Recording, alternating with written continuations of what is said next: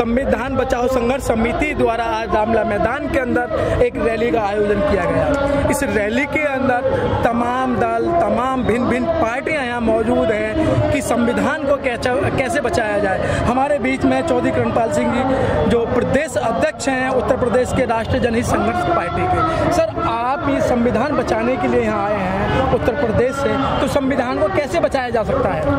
संविधान को इकट्ठा होकर के ही बचाया जा सकता है और आज संविधान को बचाने के लिए पूरे भारतवर्ष का दलित, मुस्लिम, बैकवर्ड इकट्ठा होकर के संघर्ष कर रहा है, रोडों में संघर्ष किया जा रहा है और इसी संघर्ष के द्वारा ही संविधान बचाया जाएगा। संविधान बचेगा तो देश बचेगा। तो सर, ऐसा क्या इस समय संविधान के अंदर ऐसे क्या टूटियां कर दी बीजेपी गवर्नमेंट ने कि इसको बचाया जा रहा है?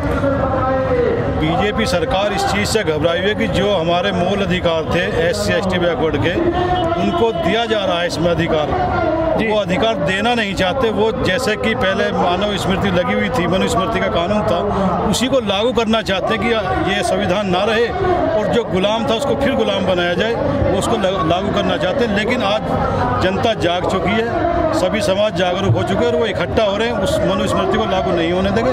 संविधान को बचाना होगा और संविधान को बचा कर रहेंगे, चाहे इसके लिए कुछ भी कुर्बानी क्यों न देना। प्रिंसिपल जी, आप संविधान बचाने की बात कर रहे हैं। जो मेंबर ऑफ पार्लियामेंट हैं साक्षी महाराज, वो ये कह रहे हैं कि इस बार चुनाव हो जाए लेकिन अगली बार हम चुनाव नहीं होने देंगे।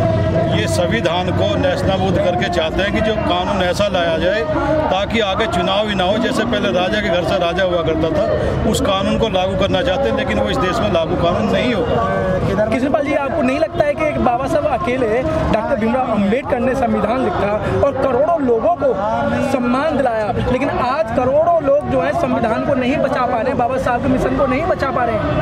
बाबा साहब ईमानदारी से लड़ाई लड़ रहे थे। बाबा साहब ने जितने भी कानून बनाए हैं उसके पालन करने के लिए हमें पैदा किया है, लेकिन आज हम चोर हैं आपस में। आज बाबा साहब के नाम पे अधिकतर लोगों ने दुकान चला ली है, अपना भला करते हैं, उन्हें संविधान से कोई मतलब नहीं। उनका केवल ये उद्देश्य है कि हमारे बच्चे बीवी सही का पालन पोषण हो, हमारे हिले बढ़िया चलें। चंदा उगाते हैं समाज के नाम पर के। अब ये संघर्ष समिति बनी है, इसके नाम पे कई लोग चंदा उगाएंगे, लेकिन वास्तव में सच्चे लोग भी बहुत हैं अभी समाज के अंदर। संघर्ष समिति जो चली है इसमें काफ़ी मुद्दे जोड़े हैं लोगों ने और काफ़ी जगह से लोग इकट्ठा हुए हैं। संविधान बच के रहेगा, संविधान को आज नहीं आने देगा। सर, अभी उत्तर प्रदेश के अंदर जो गठबंधन हुआ है, उस गठबंधन से क्या लगता है आपको? जो ये गठबंधन हुआ बहुत सही हुआ है और ये गठबंधन जीत का आ रहा है और बीजेपी को वहाँ करारी हार का सामना करना पड़ेगा।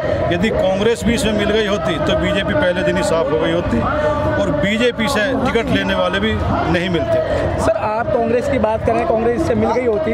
कांशीराम साहब ने कहा था कि एक सांपनाथ है, एक नागनाथ है। 5 साल के अंदर राहुल गांधी ने या सोनिया गांधी जी ने आज तक विपक्ष की भूमिका नहीं निभाई। देखिए, कांशीराम जी का जो मिशन था वो सच्चा था, वो सही कह रहे थे। एक वो नागनाथ है, एक सांपनाथ है, लेकिन होता क्या है, बार बार उन्हीं से ही समर्थन लिया जाता। कभी सांपनाथ का लिया जाता, कभी नागनाथ का लिया जाता। अब जो वो राहुल जी नहीं बोल रहे हैं, उनकी कोई मजबूरी होगी अपनी, लेकिन जो हमारी नेता उसको तो कम से कम बोलना चाहिए। वो 2 अप्रैल की घटना पर भी आज तक एक शब्द नहीं बोल रही है। नहीं सर, 2 अप्रैल की घटना जो आंदोलन हुआ था उसका समर्थन किया था। किसने किया था समर्थन? बहन जी ने समर्थन जब किया था जब आंदोलन हो चुका था। लेकिन जो शहीद हुए हैं, बहन जी के पास इतना पैसा है, जो हमारे बच्चे शहीद हुए कम से कम उन्हें 1-2 करोड़ रुपए तो दे सकती थी। क्या वो भी उसके पास नहीं? जब टिकट हमारी बहन जी बेच सकती है 20-20 करोड़ में, 10-10 करोड़ में। जिन लोगों ने संविधान बचाने के लिए, देश बचाने के लिए अपनी कुर्बानी दे दी, अपने बच्चे शहीद हो गए, उनको आज तक एक बहन जी के मुंह से एक शब्द तक नहीं निकला।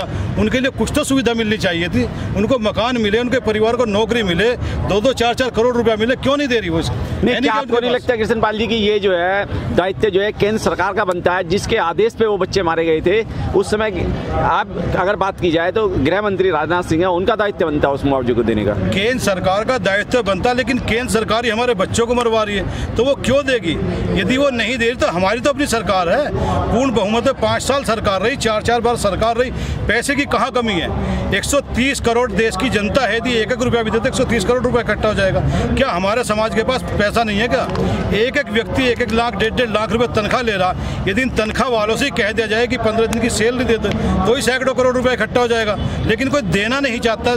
सबकी नीयत में खोट है। नहीं, आपने जैसे मायावती जी के बारे में कहा कि उनको पैसा देना चाहिए था। मायावती ना तो मुख्यमंत्री हैं इस समय, ना ही वो किसी तरीके से उनके सांसद हैं, ना उनके जो है विधायक हैं, वो तो इस समय न्यूट्रल हैं। तो उनके विधायक भी हैं, बहन जी के पास कोष भी है, बहन जी के पास पैसा भी है। अभी तो हजारों करोड़ रुपया बुलंदशहर बाग में दबा हुआ है। 1000 का 2000 जो 500 का नोट बंद हुआ था, यदि उसको ही उस टाइम गरीब लोगों में बांट देती कुछ तो भला हो जाता। आप किस आधार पे कह रहे हैं कि वो लाखों या करोड़ों रुपए दबा पड़ा है? उसकी रखवाल हो रही है, उसका सब भेद खुल जाएगा। अपनी जान बचाती फिर रही है वो जो मोदी के इशारे पे काम करी, वो यही तो कारण है, मेन कारण उस रुपए को बचाने का। जब पूरे देश आपके पास में क्या सबूत है इस बात को लेके? देखिए मेरे पास नहीं, आप जो विलम्ब कर रहे हैं, आपके पास में क्या सबूत है इस बात को लेके? जग जाहिर है, मैं कोई कैमरा लेकर तो समझे नहीं रहा। आप देखिए, अगर आप किसी बात को अगर रख रहे हैं मीडिया के पक्ष में, तो कम से कम आपके जेब में, आपकी पॉकेट में वो सबूत होना चाहिए कहने से पहले। ये सबूत है, यूपी के अंदर 403 विधानसभा सीट है।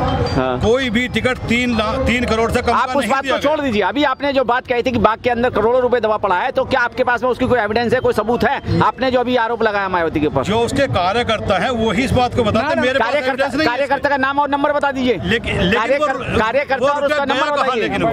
कार्यकर्ता और उसका नंबर बता दीजिए। यूपी के अंदर जब भी चुनाव होता है, आप बात को घुमाने की कोशिश ना करें। आपने जो अभी जो विलम्ब किया है, जो अभी विलम्ब किया है, सुनाया क्या इसके पास मेरे पुख्ता? तो आप क्यों कह रहे हैं मीडिया के सामने, क्यों कह रहे हैं? ना एक आप अच्छी बात है, बहन जी मेरे पे मुकदमा करे, मुझे जेल भिजवाने। कल को आपका मित्र ये कह दे कि आपने जो है 4 बीबियां रखी हुई हैं, तो और आपकी बीवी के सामने जाके कह दे, तो उसका क्या इफेक्ट होगा? जुटाऊंगा ना, मेरे पे मुकदमा करे ना बहन जी, मेरे पे मुकदमा करे, मैं एविडेंस भी जुटाऊंगा, मैं जेल जाने के लिए तैयार हूँ। करे मुकदमा बहन जी मेरे पे। चलिए ठीक।